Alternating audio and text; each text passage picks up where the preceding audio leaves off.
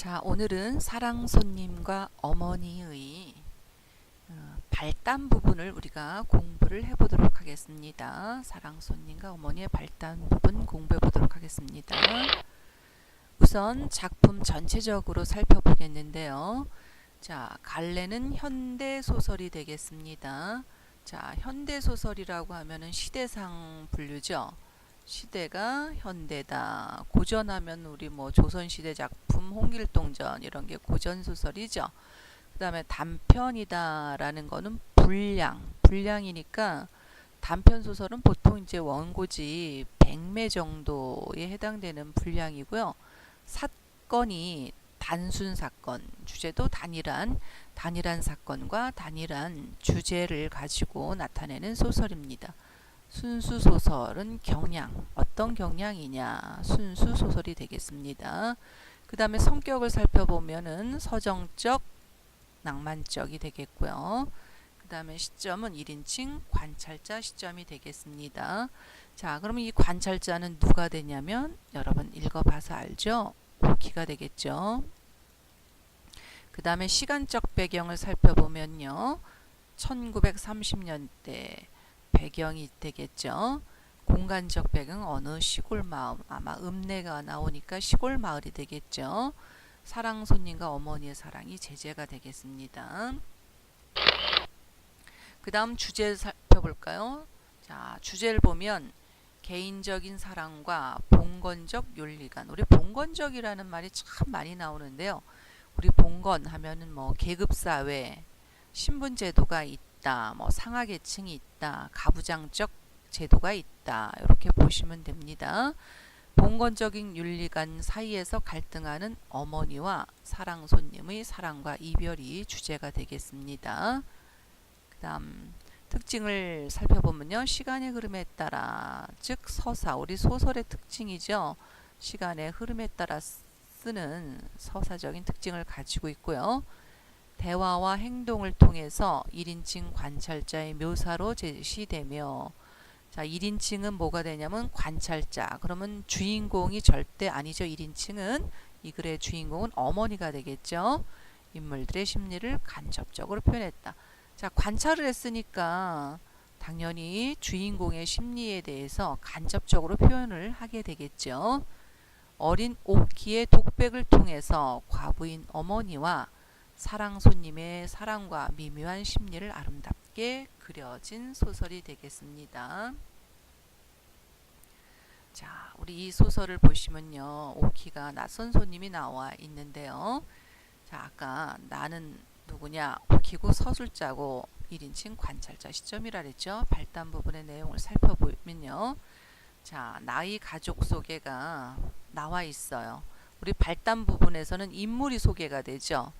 그 다음에 사랑에 하숙하게 된 손님이 나오는데 발단 부분에서는 사건의 실마리를 제공하게 되죠. 이 손님으로 인해서요. 자, 1인칭 관찰자 시점에 대해서는 이미 우리가 지난 시간에 다 공부를 했는데요. 자, 이 나가 오키죠. 오키는 바로 관찰자가 됩니다. 누구를 관찰을 하느냐? 책 속의 인물, 즉 어머니하고 손님이죠. 어머니와 손님을 관찰을 하면서 미묘한 감정의 흐름을 바로 그려내고 있습니다. 자, 나의 가족 소개를 보면 오키가 나오죠. 서술자이며 관찰자이며 이름은 오키가 되겠죠. 6살이고요. 유복녀라는 건 뭐냐면 태어나기도 전에 아버지가 돌아가시오. 한마디로 어머니 뱃속에 있을 때 아버지가 돌아가셨다는 얘기죠. 어머니와 외삼촌이 있고요. 성격은 명량하고 활발하고 천진난만하고 부끄러움이 많다는 걸 알 수 있습니다. 그 다음에 엄마는 24살이에요. 자, 엄마가 24살인데 오키가 6살이죠.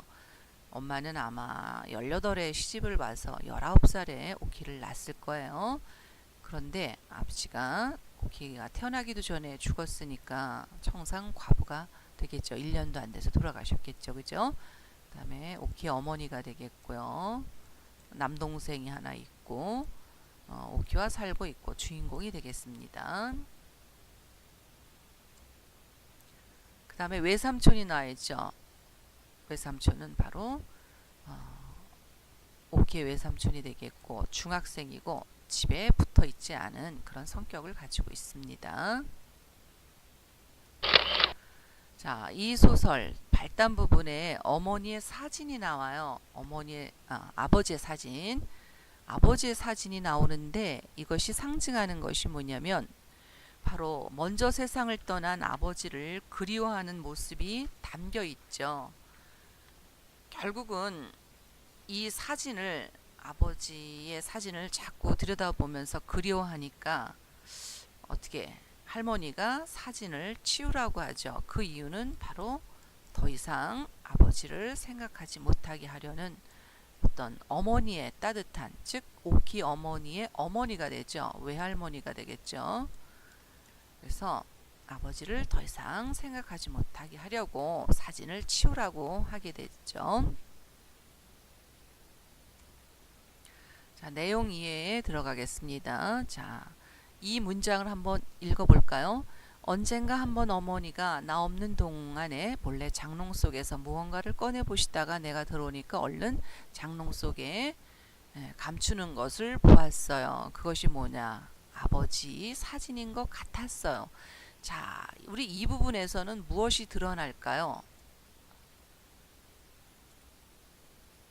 바로 아버지에 대한 어머니의 그리움을 나의 눈을 통해서 관찰하여 서술했다. 즉 관찰하여 서술했다. 어디서?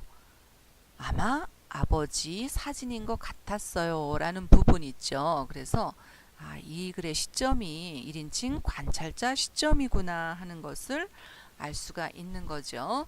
왜냐하면 자기가 본대로만 이야기를 하죠. 그래서 관찰자 시점이 되겠습니다.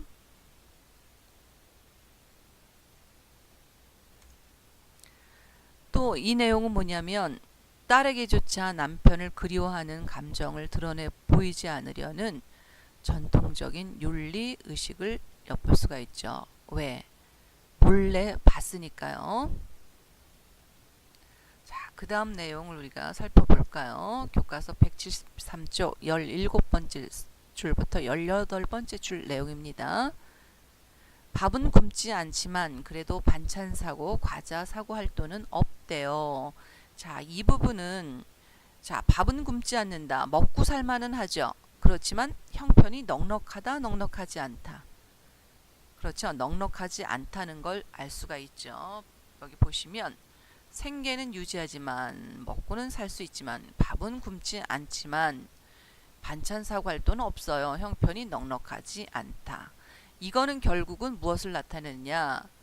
아저씨가 하숙하게 되는 필연성. 우리 소설이라는 것이 어떤 사건이 있으면 우연적인 사건 전개는 우리 고전 소설에 보여지죠. 우리 현대 소설에는요. 필연성을 부여하는 어떤 장치가 필요한데 바로 살림이 넉넉하지 않는다라는 이야기를 해줌으로써 아저씨가 하숙하게 되는 계기가 되는 것을 알 수 있죠. 174쪽 네 번째 줄에 보면 낯선 손님, 낯선 사람이 나타나요. 이건 뭘 나타내냐면 새로운 인물의 등장, 새로운 인물이 등장을 하면서 사건 전개의 계기를 제공한다. 자, 이것이 바로 우리가 발단 부분의 특징이 되겠죠. 발단 부분에서는 바로 사건의 실마리를 제공해 주는 부분이 되겠습니다. 그래서 낯선 손님은 앞으로의 사건 전개에 중요한 역할을 하게 되죠. 자, 그 다음 또 내용 이해를 들어가겠습니다. 근우는 꼭 아버지를 닮았네 그려. 우리 여기에 해당되는 한자 뭐가 있을까요? 자, 그 아버지의 그 자식, 부전, 자전이라는 말이 있죠. 그 다음에 또 17번째부터 18번째 줄 내용을 살펴보세요. 나는 이 낯선 손님이 사랑방에 와 계시다는 말을 듣고 갑자기 즐거워졌습니다. 자, 이거는 굉장히 호들갑을 떠는 모습이 나와 있죠. 낯선 손님에 대한 나의 호기심, 호감이 드러나면서 심리의 직접 진술이라는 것은 자신의 마음이 어떻다라고 표현하는 겁니다. 즐거워졌습니다. 라는 것이 직접적으로 말하죠. 그죠?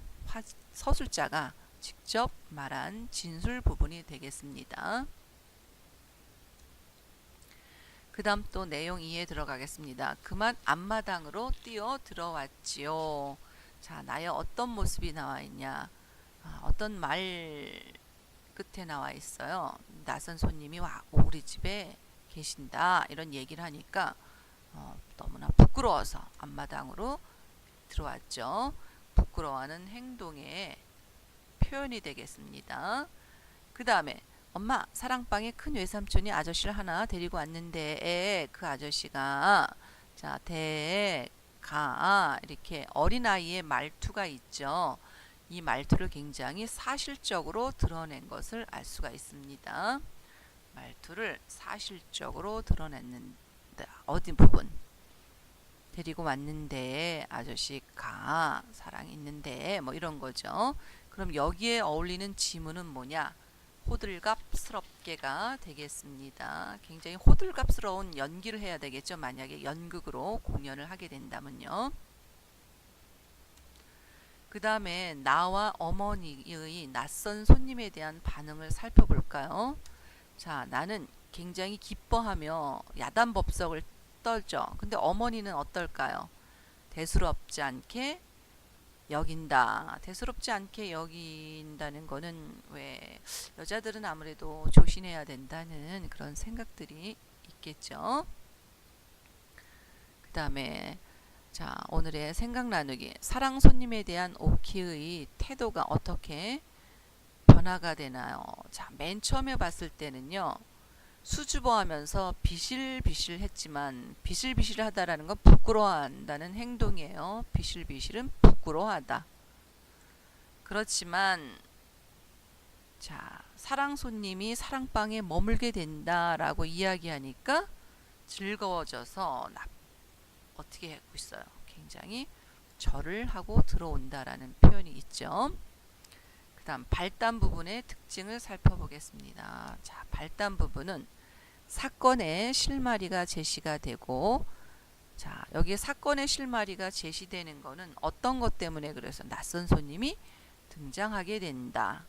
그 다음에 등장인물과 배경이 소개가 되죠. 나와 어머니, 그 다음에 외삼촌이 소개가 되죠. 그 다음에 낯선 손님이 나중에 나와 있죠. 그 다음에 배경. 바로 이 시대가 어떤 시대인지 뭐 창가도 배우고 노래도 배우고 뭐 이런 내용들이 창가 배우고 노래 배우는 건 전개 부분에서 나와 있죠. 그래서 이 소설에 읍내에 산다 뭐 이런 부분이 등장하면서 배경이 소개가 되었습니다. 오늘 수업은 여기까지 하겠습니다. 고생하셨습니다.